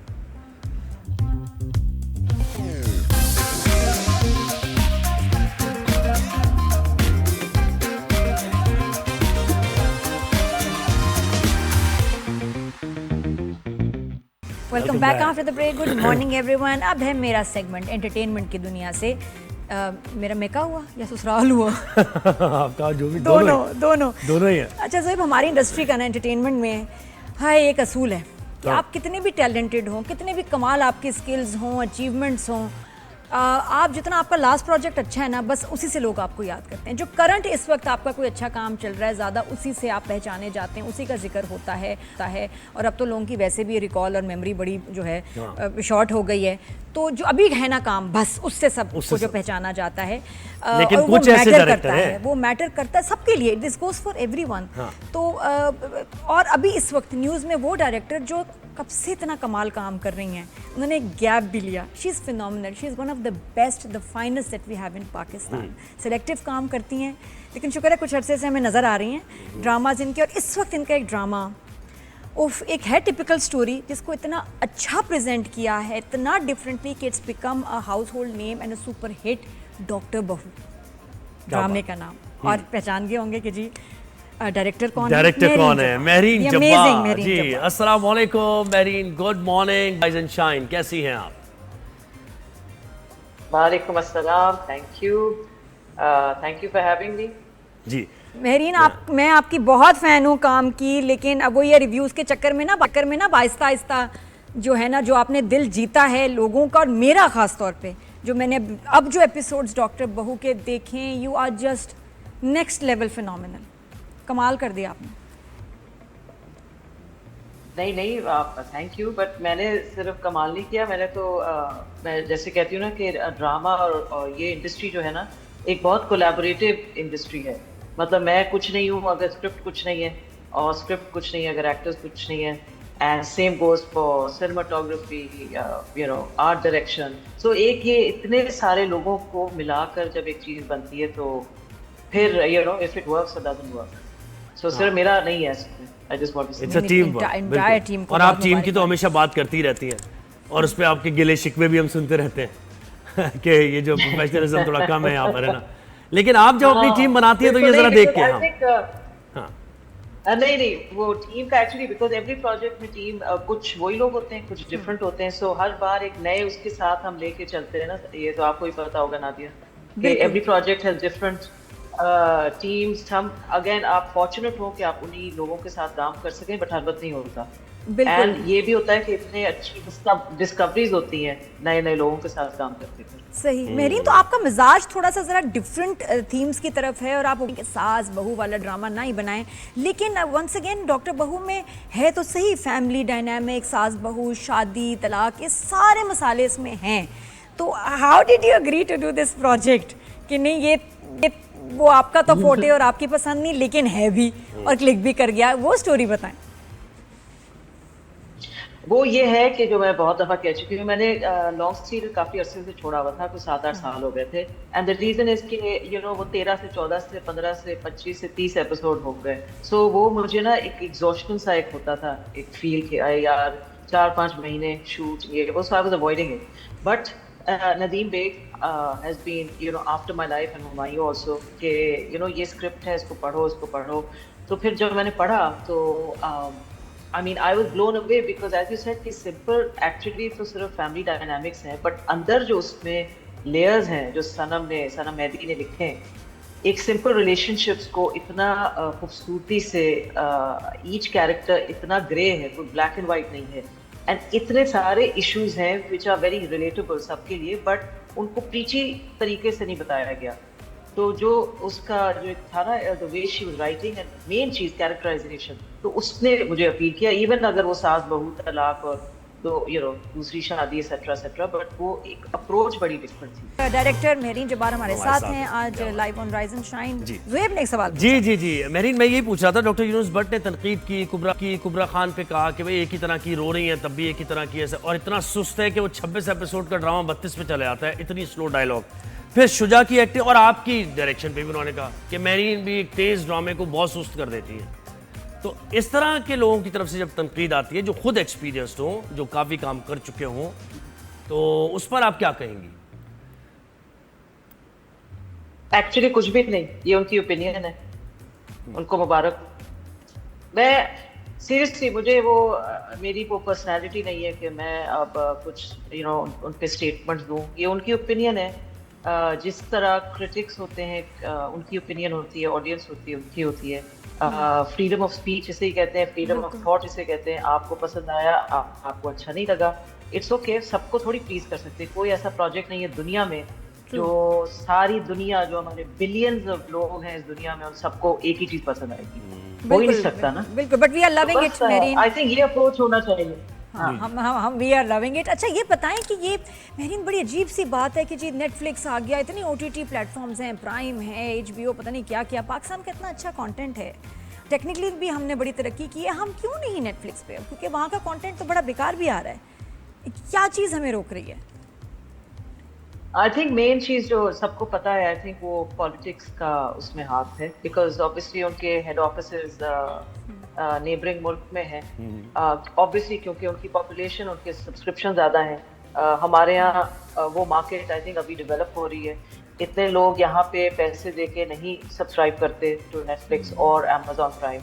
तो वो जो कंपनीज है वो वही देखती हैं कि जहाँ उनके लिए मॉनेटरीली फाइनेंशियली बेनिफिशियल होगा। आपने ट्राई किया कभी, आपने कभी बात की वहाँ, कोशिश की? आप तो हैं भी बेस्ड वहाँ यूएस में। नहीं, मैं बहुत नहीं करना चाहिए लेकिन नहीं की। बट यहाँ से जो निकलता है ना यहाँ का कंटेंट, वो अनफॉर्चुनेटली थ्रू इस रीजन से निकलता है। अगर आप यहाँ कोई चीज बना रहे हो, आई होप ये चेंज हो। अभी होपफुली ये नेटफ्लिक्स पे हमारा पहला आएगा नेक्स्ट ईयर या सो आई होप उससे दरवाजे खुले। बिकॉज आई एग्री, बिकॉज काफी कंटेंट बहुत ही एवरेज किस्म का है एंड हमारा कंटेंट आना चाहिए, स्पेशली बिकॉज अब इतनी तरक्की हो रही है। जी, अभी ये गवर्नमेंट का जो इससे बात मुझे जहन में आई, गवर्नमेंट ने ये फैसला किया कि जो बाहर के ड्रामा आ रहे हैं उनके ऊपर पहले टैक्स था हर चीज़ पर, वो ख़त्म किया जा रहा है। तो इससे बड़ी एक्टर्स कम्युनिटी में एक अनरेस्ट है जो नज़र आ रहा है। हमारी बात होती है कि ऐसा नहीं होना चाहिए, कंपटीशन फिर जब बढ़ जाएगा ज़्यादा तो हमारा ड्रामा लोग नहीं देखेंगे, हमारी प्रोडक्ट ख़राब हो जाएगी। आप क्या समझती हैं इस बारे में? आई फील कि देखें, पहले एक ज़माने में टर्किश ड्रामाज इतने पॉपुलर होते थे, बट इफ़ यू नोटिस इतने कम लोग अब बात कर रहे हैं टर्किश ड्रामाज के बारे में, बिकॉज हमारी इंडस्ट्री इतनी ज़्यादा बढ़ गई है। आई फील इतने सालों में जो मैंने देखा है, द लास्ट 2-3 years एक्सप्लोड हो गई है हमारी विद इन हमारी diaspora and south Asian audiences में। सो आई डोंट थिंक हमें वो थ्रेट होगा। आई फील पर्सनली मुझे कंपटीशन से आई थिंक एक हेल्दी चीज़ है कंपटीशन, बिकॉज जब कंपटीशन होता है तो आप फिर फोकस करते हो बेहतरी पे कि आप खुद अपना काम कैसे बेहतर कर सकते हो। सो मैं वैसे भी बैंस पे और जो सेंसरशिप पे मैं वैसे बिलीव नहीं करती। हाँ, अच्छा मेहक जी बताएं, दो बड़े इंटरेस्टिंग सवाल है। एक तो वो साड़ी वाला हम बताएंगे, एक साड़ी का सीक्वेंस है बड़ा ही रोमांटिक, जो ड्रामे में नहीं आपने चलाया लेकिन बाद में यूट्यूब पे जो चल गया, जिसमें असद है, शुजा असद है और कुबरा है, बड़ा रोमांटिक सा मियां बीवी का सीन है। तो ये बाद में ये फर्स्ट टाइम देखा कि डायरेक्टर ने यूट्यूब पे रिलीज कर दिया, टीवी पे नहीं चला। क्या वजह थी, क्या स्ट्रेटेजी है ये? उसकी एक्चुअली कोई भी स्ट्रैटेजी नहीं थी। मैं रात में मैंने सोचा है यार ये तो बड़े मजे का सीन था, ये चला नहीं ड्रामे में, तो क्यों नहीं चला? किसने रोक दिया? रोका किसने? नहीं, वो देखे सब नहीं रोका नहीं, वो सब प्रोडक्शन सब चैनल्स का अपना एक कोड ऑफ होता है। So I think maybe they felt it wasn't appropriate for TV audiences। तो मैंने तो ऐसे ही मैंने कहा है बड़े मजे से हमने शूट किया था, मजा आया था, I think it's a nice very romantic scene. तो मैं अपने इंस्टाग्राम फॉलोअर्स लगा दी थी। आई डिडंट नो कि इतना वायरल हो गया। देख के मजा भी है, नहीं मजा आया, देख आप सही कह रहे हैं, मजे का सीन। तो अच्छा नहीं, उसकी वजह ये भी है ना कि ये मेंबर भी रह चुकी हैं सेंसर बोर्ड की, तो इन्हें पता है कि वो किस तरीके से अपनी प्रोडक्ट को आगे लेके जा। ऐसे ही है ना मेरी स्ट्रेटेजी पता है। मैं भी रह चुकी हूँ सेंसर बोर्ड की, मैं भी रह चुकी हूँ बहुत अर्सा पहले, so I know. I think channel, because TV एक ऐसी चीज है, तो आई अंडरस्टैंड कि आपको एक फाइन लाइन देखनी होती है बिकॉज सबके घरों में जाती है। सो वो आपका पर्सनल जजमेंट होता है चैनल्स का कि उनके जहन में उनकी पॉलिसी में क्या फिट हो रहा है। सही बात है, नहीं बिल्कुल बिल्कुल। और ये क्या, ये आपने एक ऐसी स्टेटमेंट देती है आप तो बड़ी है कि भिखारियों की तरह पैसे मांगने पड़ते हैं और सभी ये बात कर रहे होते हैं। ये क्या है, ये कब चेंज होगा? एक आदमी काम कर रहा है, उसको पैसे दें आप ताकि पीस ऑफ माइंड के साथ वो कोई क्रिएटिव काम करे। ऐसे चलेगी इंडस्ट्री? हाँ, इंडस्ट्री में चल रहा है ये। अभी वो कब से चल रही है तो चलती रहेगी।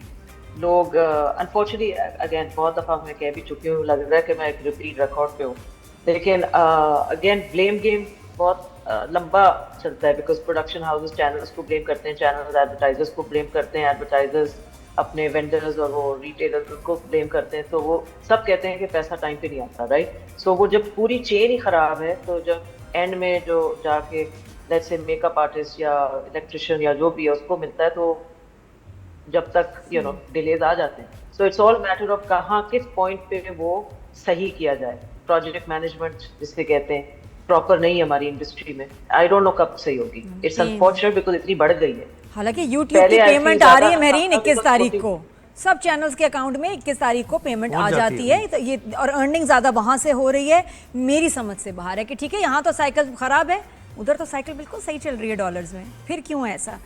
तो आई थिंक ये है देखो प्रॉब्लम ये कि यूनियनाइज नहीं करते ना यहाँ पे लोग, ऑब्वियसली डायरेक्टर्स यूनियन या आर्टिस्ट यूनियन मतलब है, यूनियंस हैं, बट वो पावर नहीं है बिकॉज यूनिटी नहीं है। मैं यूनियन बना लें, 6 लोग कहेंगे हमने आप बनाएं, तो आप lead यूनियन करें। नहीं, बहुत लोगों ने ट्राई किया। अच्छा नहीं, बहुत लोगों ने ट्राई किया है, डायरेक्टर्स बेचारे गिल्ड एंड इवन अच्छा मेरी नहीं कि जरूरी एक सवाल पर का जवाब। अभी इस वक्त बड़ा वायरल हो रहा है एक सीन और बड़ी डिबेट चल रही है उसके ऊपर कि एक ड्रामे में जो बड़ा ज़्यादा देखा जा रहा है उसमें हीरो एक रेपिस्ट को कह रहा है कि तुमने बहुत बड़ा गुनाह किया है और कफारा ये है कि अब तुम उस लड़की से शादी करो। How do you see मैंने this? ड्रामा देखा नहीं है, बट मैंने भी नहीं देखा, लेकिन आप बताएं कि ये स्टेटमेंट इट्स अ वेरी नहीं बहुत ही बुरा स्टेटमेंट है, वो तो नहीं होना चाहिए फॉर श्योर। या अब कॉन्टेक्स्ट मुझे नहीं पता क्योंकि मैंने देखा नहीं है कौन सा नहीं, वो ड्रामा है। विलन है, उसने एक But, लड़की का रेप किया है और हीरो अब उसको कह रहा है कि कफारा ये है कि तुम उससे शादी करो। तो क्या एक लड़की जो विक्टिम है वो अपने रेपिस्ट से शादी कर ले? That's an option, that's a कफारा? ये क्या मतलब? एब्सोल्युटली नॉट, एब्सोल्युटली ये ड्रामे में चल गया। या अब आप पता करें कि क्यों चला। नहीं, और मैं तो इससे इसमें मैसेज नहीं कितना, पढ़ूंगी। ये मैसेज कैसा जाता गलत है? बात है, मैसेज बहुत गलत बात है, जी बहुत गलत बात है। अच्छा मेरीन मुझे बताएं, I आप agree. वॉर अगेंस्ट रेप की मेंबर भी हैं, मैं गलत हूं तो आप उसकी तस्दीक करें, है ना? और आजकल ये बात फाउंडर मेंबर फाउंडर है, बिल्कुल ऐसे ही है। अब नहीं। ये जो अभी होता है, आपको तशवीश होती है इन वाकयात पे, पैदर पे वाकयात, बच्चियों के साथ रेप के वाकयात, फिर ब्रूटैलिटी के साथ उनका मर्डर, एंड सो फ्रीक्वेंट? ये क्या हो रहा है ये? No, I mean, rape is one of those things, देखें सिर्फ पाकिस्तान में नहीं है, unfortunately even in the western world, neighboring India में ये एक ऐसी खौफनाक and it's a horrific, one of the worst things I think किसी को भी हो सकती है। ये क्यों हो रहा है? I mean, उसके लिए एक और शो पे आना पड़ेगा। बट I feel अब जैसे ड्रामों की जो बात हो रही है ना, बहुत सारे ड्रामे बने हैं on rape and assault, कुछ इंटेलिजेंटली बने हैं, कुछ बहुत ही एब्सोल्युटली इररिस्पॉन्सिबल मैसेजिंग हुई है। तो मैंने सिर्फ ये नहीं जो आप बात करी, और भी ड्रामे हुए हैं जहाँ मैरिटल रेप हुआ है जिसको हम एक्नॉलेज ही नहीं करते कि वो एक चीज़ भी हो सकती है, राइट? तो as directors, as story tellers, ये हमारी रिस्पॉन्सिबिलिटी है। हम उसमें ये कर सकते हैं कि जब इस तरह की कहानियाँ आए तो रिस्पॉन्सिबली उसको पोर्ट्रे करें। And for example case number 9 was a brilliant drama उस लिहाज से। जी तो मेरी थोड़ा सा आपसे ना जरा क्विक कुछ क्यों सवाल ये हो रहा भी है? करेंगे, हाँ। कुछ जरा कहते हैं ना उसको रैपिड जी, fire. rapid fire, rapid fire. अच्छा ये बताएं, कौन सा ड्रामा पुराना क्लासिक पीटीवी का उसको आप दोबारा से बनाना चाहेंगे? ओह, सारे वो जो मुझे नहीं बनाने चाहिए, अनकही, तन्हाइयाँ, धूप किनारे फेवरेट्स है मेरे। बट धूप किनारे मैं बनाऊं बिल्कुल भी, समटाइम्स क्लासिक्स को वही रहना चाहिए, उनको रीमेक नहीं करना चाहिए। नहीं बनाएंगे। अच्छा आपको सबसे ज़्यादा मुतासिर किस इस इंग्लिश फिल्म ने किया, क्योंकि ये बड़ी मशहूर है अपनी टेक्निकल एडवांसमेंट के लिए, एडोलेसेंस या ऑब्सेशन? ओए बिल्कुल ही डिफरेंट चीज़ें हैं, दोनों मेरी फेवरेट। एडोलेसेंस तो ऑब्वियसली टीवी सीरीज थी, वन टेक में पूरी ऑब्सेशन वन टेक में। कोशिश करते हैं हम भी, लेकिन वो वन टेक्स में भी कितनी रिहर्सल्स होती हैं उनकी। तो ज्यादा फेवरेट मेरा, क्योंकि हॉरर तो मेरा एक नया वो प्यार है रिसेंट इयर्स में, सो वो मुझे ऑब्सेशन बहुत पसंद आई। आई थिंक अगर मैं चूज करूं, बिकॉज दोनों बिल्कुल डिफरेंट सब्जेक्ट मैटर्स हैं, TV series and film, but I would as a subject I think adolescence. अच्छा डॉक्टर बहू के सेट पे सबसे ज्यादा शरारती एंटरटेनिंग कौन है भाई? कुबरा, शुजा, अदील, ये 3 तो टॉप पे हैं। हाँ। और उसके बाद हमारा डीओपी तैयब वो भी है, और फिर शहजाद साहब भी हैं, सबा पप की भी लाइंस हैं, and of course Marina Ahmed. सब शरारती हैं। वो एक अलग तफरीह बहुत ही थे ना, सभी शरारती थी, इसलिए मैं कह रही हूँ इसमें हंस के पूरे हमने महीने गुजार दिए। अच्छा आपका अपना फेवरेट कैरेक्टर कौन सा है डॉक्टर बहू में? Favourite character camera. कि मैं एक तो नहीं कह सकती क्योंकि सभी मेरे को अच्छे हैं। I love all of these actors, I love their characters. I think सबने इतनी मेहनत की है, प्यार से बनाया है। सो या अच्छा ये बेस्ट फीडबैक फॉर डॉक्टर बहू कौन सा कमेंट ने बस रुला दिया? यार एक तो रुलाने का लास्ट जो एपिसोड चला है उस पर तो मैं हैरान हूँ कि इतनी औरतें इतने मुश्किलात से गुजर रही हैं। आई हैव नो आइडिया कहाँ कहाँ से मुझे मैसेजेस आए, सबा आपा को आए, सनम को आए।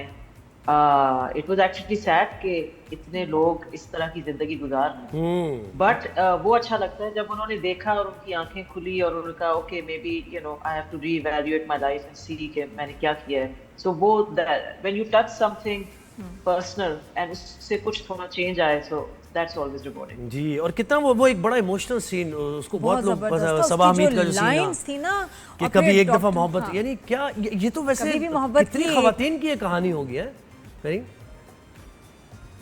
इट्स सैड बिकॉज़ वही तो मैं कह रही हूँ, it's non stop comments from I didn't realise कि इतनी सफरिंग है। आई न्यू बट बहुत बहुत ज्यादा। अच्छा, सबसे एक तो मुश्किल साड़ी का था वायरल और एक ये साड़ी है ऊपर से। अच्छा, कौन सा सीन आपको टेक्निकली मुश्किल लगा हो कि यार ये मुश्किल था, बड़ी मेहनत लगी, बहुत रीटेक्स हुए? मुश्किल, माय गॉड, काफी थे। एक हमने एक दफा वो पार्टी सीन एक दफा वन टेक ट्राई किया था। अनफॉर्चुनेटली वो जो फाइनल टेक था वो नहीं लग सका बिकॉज वो घर के हमें निकलना पड़ा जल्दी में उस घर से कुछ वजूहात की वजह से, तो वो तो फाइनल टेक भी नहीं था। But that was more challenging because वो 5-6 मिनट का सीन था हमारा, जो हम कहते थे उसको हमारा सस्ता एडोलेसेंस शॉट। एक वो था और एक वो बैठे हुए थे डॉक्टर्स रूम में कुबरा, वो भी एक वन टेक था। सो उस वक्त नई देखी हुई थी ना एडोलेसेंस, वही वन टेक नजर आ रहे हैं सीन, वो बड़े प्यारे भी लगते हैं। अच्छा, तो एक तो ये कि अच्छा रोई किस सीन पे है वैसे, कोई इमोशनल सीन? मुझे तो खैर लास्ट में मैं भी हम सब भी रोए हैं। रोने के सीन में आई थिंक काफी अभी मोमेंट्स हैं जो आ चुके हैं, जो आएंगे, बट डेफिनेटली सबा आपा का और इनका जो लास्ट पूरा सीक्वेंस था वाज वेरी मूविंग, बहुत ज्यादा। क्योंकि जो परफॉर्मेंस उन्होंने की है एंड जो राइटिंग थी, एंड दोनों Shahzad and Saba were amazing. And एक यू नो इवन ये इसके हाजरा एंड इसके सीन्स और विद अदील विद अमीरा, वो भी बड़े वो थे। बहुत जबरदस्त आगे है, अब आप बिल्कुल। देखोगे। अच्छा, मैं वैसे अंदाजा नहीं था किसी को मिन्हा का कैरेक्टर इतना हिट हो जाएगा। वैसे मैं भी कहती यूनिक सीरियल है जिसमें हीरो हीरोइन की टक्कर के जो हैं कैरेक्टर रोल्स हिट हुए हैं। मिन्हा का कैरेक्टर कितना मजे का निकला है। बिल्कुल, और वो बनाया है उसने, I mean not just the writing but I feel Hajra and Adeel both, उन्होंने बहुत मेहनत की है। दैट्स व्हाई ऑलवेज से जब एक्टर्स आते हैं ना कहते हैं वो मुझे लीड नहीं मिल रही है, अब मैं ये नहीं करूँगा, ऐसे यार ये सबसे गलत अप्रोच है किसी भी प्रोजेक्ट को। कि आप ये कर रहे हैं कि मुझे इतने सीन्स नहीं है मेरे पास, क्योंकि नोटिस आप अपनी परफॉर्मेंस से होंगे और आप क्या उस कैरेक्टर को बनाएंगे। So I never believe that, that's why ensemble सब साथ मिलके जब एक अच्छा प्रोजेक्ट होता है ना तो वो स्टैंड आउट करता है। आई हैव टू से कि हाजरा अदील बहुत कुछ उन्होंने डाला है। तो मेरी आपको Bakhtawar also ji you know जो अदर बाकी जो थे हर कैरेक्टर बड़ा स्ट्रांग हो गया। इवन मरीना को एक्सेप्ट ही नहीं कर रहा, वो स्वीट सी क्यूट सी मरीना इतनी खौफनाक जल्लाद हो रही है। अच्छा, आपको ये प्रॉब्लम होती है मैंने अपने सेट पर अक्सर ये रिफ्ट रहती है क्या कि मेन लीड और जो सेकंड लीड हैं या फिर कैरेक्टर एक्टर्स हैं उनके साथ अलग रवैया है, मेन लीड्स की डेट्स भी उनकी मर्जी के मुताबिक उनको मिलती हैं, लेट आते हैं, प्रोजेक्ट डिले हो जाते हैं, ये होता है ऐसा, या इसमें डायरेक्टर को असल में ऑन टाइम होना जरूरी है? फिर ये मैं तो ऑन टाइम ही होती हूँ हर वक्त, एंड आई एम लकी कि मेरे सेट पे ऐसे कोई भी लोग नहीं थे। एंड मैं जनरली अवॉइड करती हूँ उन लोगों को कास्ट करना जो नखरे करेंगे या कहेंगे मैं 3 बजे 4 बजे आऊँगा या आऊँगी या मुझे ये चाहिए, बिकॉज उस तरह कभी काम नहीं किया। सो आई फील कि हमें पेमेंट हो रही है, हम एक जॉब कर रहे हैं, तो अगर आप ऑफिस में 9 बजे नहीं पहुंचोगे और कहोगे नहीं मैं तो 4 बजे आऊँगा, तो आप फायर हो जाओगे। तो यही आपको मेंटालिटी रखनी चाहिए, अपने आपका जॉब है, आपकी रिस्पॉन्सिबिलिटी है, जो टाइम आपको बताया जा रहा है 10 से 12 घंटे आपने काम करना है। ये नहीं, इसलिए ये कड़क डायरेक्टर तो का आप ये काम नहीं कह है। सकते मुझे नहीं पता, ये सख्त रहती हैं, बड़ी अच्छी बात है, जरूरी है। अच्छा बताएं, नेक्स्ट प्रोजेक्ट क्या है? कोई कॉमेडी वगैरह करने का कभी आपने कुछ सोचा? कुछ कॉमेडी भी हो जाए हैं? कॉमेडी मैंने की थी, एक झूठी लव स्टोरी 4 साल पहले। तब मेरी डेट्स नहीं थी ना, मैं थी भी नहीं पाकिस्तान में, मैरी अभी हूँ, तो अभी अब कब प्लान है?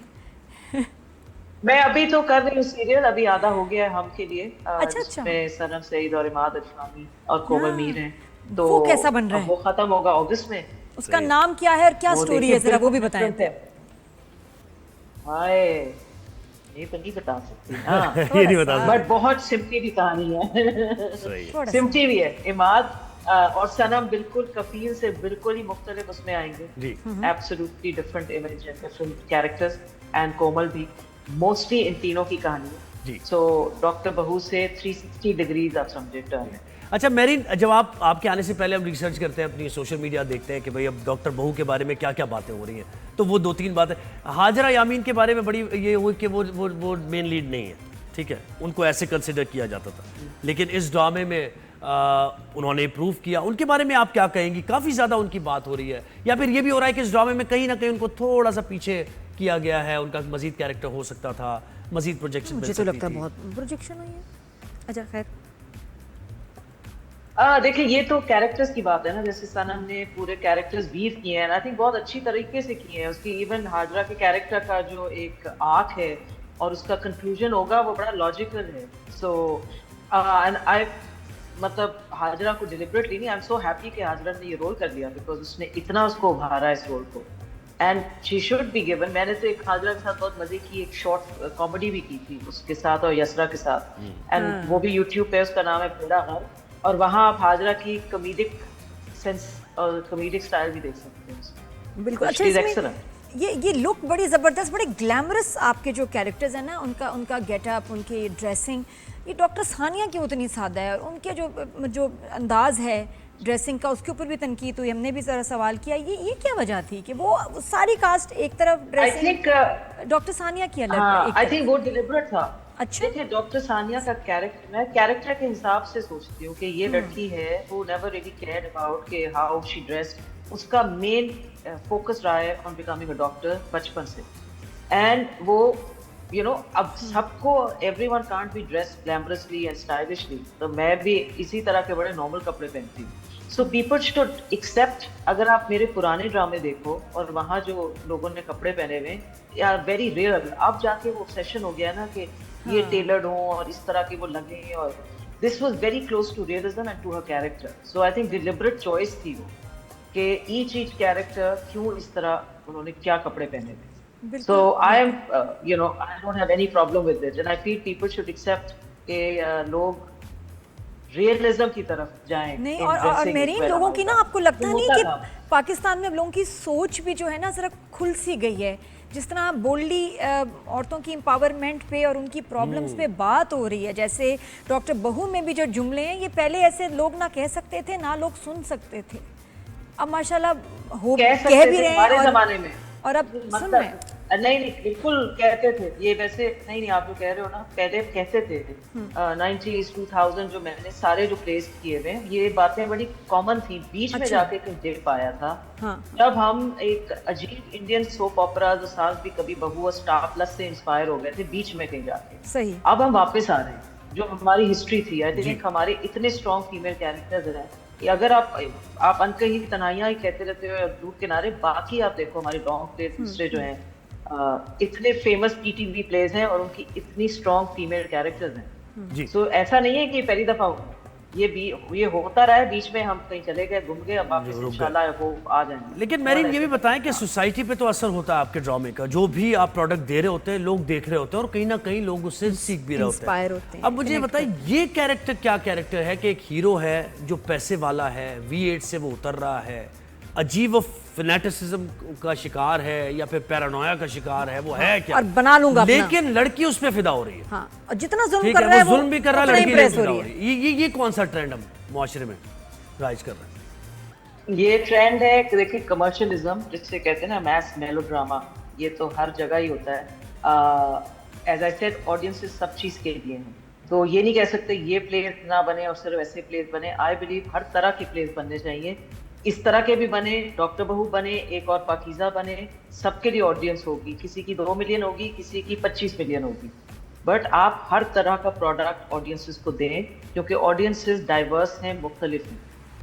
That's what I believe in. मेरा हर वक्त ये रहा है कि किसी को निकलना गन्स और वो सब, बट रिस्पॉन्सिबली, वो I would do that responsibly. लेकिन किसी को अगर मार धाड़ और मेलोड्रामा पसंद है तो डेफिनेटली बनने चाहिए ऐसे। बिल्कुल। क्यों तो नहीं? मेरीन जाते जाते बताएं कौन सा अपना ही ड्रामा आप दोबारा डायरेक्ट करना चाहेंगी बेहतर इस टाइम, कुछ differently, if given a chance? हाय, ये तो गलत हो जाएगा ना। नहीं नहीं, कोई नहीं कि मैं अब कैसे उसको अपने- टेक्नोलॉजी अब ज्यादा अच्छी आ गई है, मैं ये दोबारा बनाती, बहुत अच्छा बना। आई थिंक एक था जो आई फील बहुत अच्छा प्ले था, जो किसी वजह से ट्रांसलेशन में लूज हो गया। उसका नाम था नियत, जिसमें माहिरा खान का पहला वो ड्रामा था। उसमें हुमायूं था और उसमें दीप्ति गुप्ता थी। वो हमने न्यूयॉर्क में शूट किया था। वो लिखा इंग्लिश में था, एक अंग्रेज में दीप्ति के मियां ने लिखा। तो वो जो ट्रांसलेट हुआ ना, तो वो सही आ नहीं सका, हालांकि कहानी बहुत अच्छी थी और उसका प्रेमिस भी बहुत अच्छा था। So I think maybe that. दोबारा वेरी नाइस, थैंक क्या यू सो बात है। मच, बहुत शुक्रिया मेरीन, आपने वक्त दिया Rise and and Shine thank you में। For Thank giving you. Us doctor बहू, इतना कमाल सीरियल, और उसमें वाकई ना मेरीन की स्ट्रेंथ्स नजर आई हैं, उनका control, command and the writer, everyone was बिल्कुल अमेजिंग। ऐसी है। तो ये हमारा शो आज का, इंशाल्लाह मंडे को आपसे मुलाकात होगी। फीडबैक देते रहिएगा। नादिया और ज़ुहैब को दीजिए इजाजत। अल्लाह अल्लाह हाफिज़।